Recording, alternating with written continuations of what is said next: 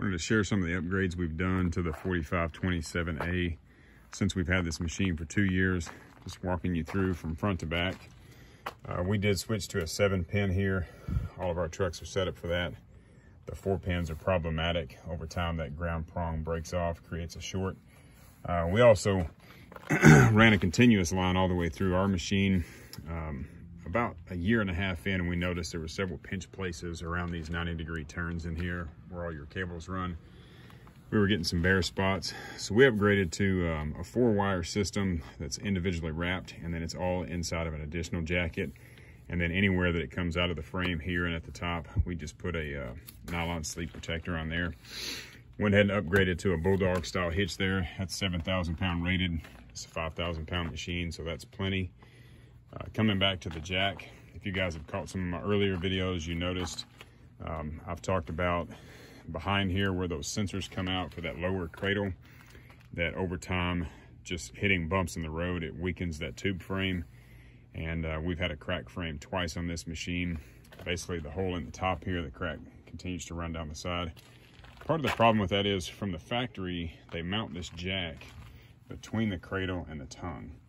So when we're auto leveling this machine from the basket, because this is a driving set, if the outriggers don't come down just perfectly because you're on uneven ground or whatever, it tends to put just a little bit of pressure right where that hole is at before we can make that adjustment. So we moved it back and mounted it to the tray table here. I did put a support brace underneath there. Been running that for a couple of months. Haven't had any issues out of it.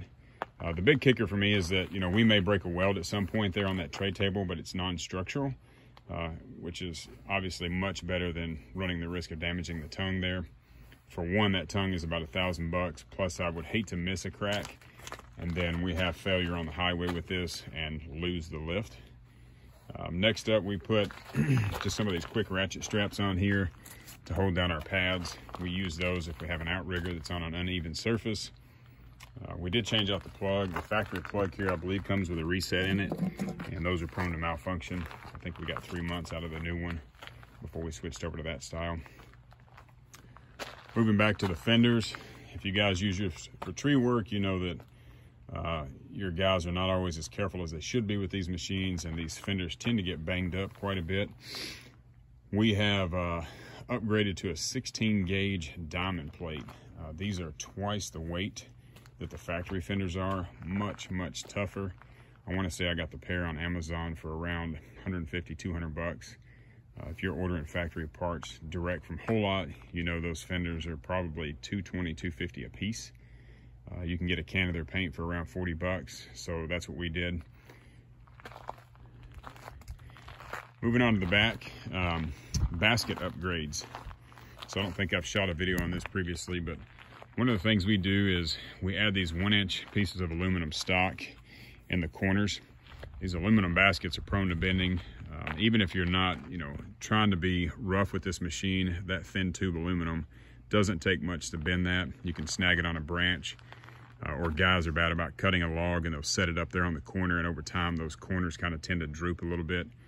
So we reinforce the corners on all of ours. This basket has held up really well because of that. Other thing that we did is we moved these taillights. You notice they're not at the rear anymore. Found these really cool flush mount LEDs.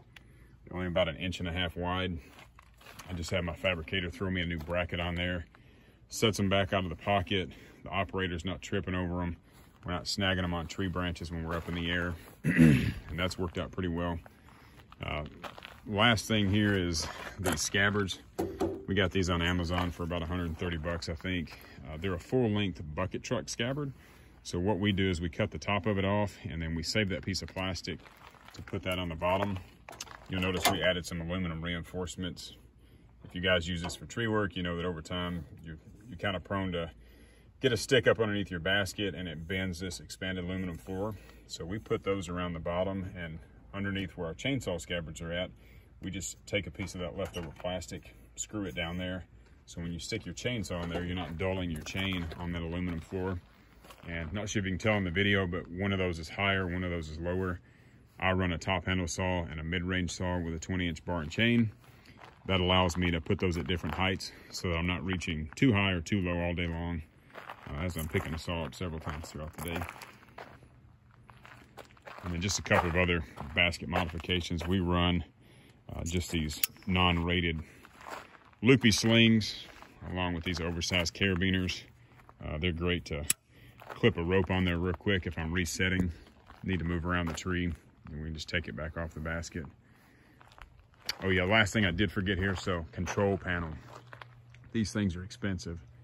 If you've got the non-driving set model, that control panel is about 1,500 bucks. On this particular machine, just for adding that joystick function, as well as the auto level from the basket, that control panel is $6,000 now, I think, 5,800, something like that. And we bumped that joystick a few times on some branches, and that joystick's around 600 bucks to replace every time we do that. So we built this cage on here, does a pretty good job. If we do any upgrades, I may add an expanded aluminum to this to kind of keep anything small from poking in there. But it's definitely been just a saver for us, because we've got that little bit of a cushion where we can bump a branch, notice how close we are if a guy's not paying attention, and we're not doing that at the risk of, you know, ruining a really expensive control panel there. I think that's most of the upgrades. One of the other videos I talked about, we did take the air and water off, which is right behind where this is welded at. And those two lines run all the way through both of these booms, and that's about 70 feet of hose. If you haven't done that and you don't use those on your machine, I would encourage you to do so. It gives you quite a bit of room just throughout that upper boom there. If you have to run a new line or a new wire, it gives you a lot more room to work in there, and everything's not so compact and jammed up in there. As always, hit me up if you got comments or questions, and thanks for watching.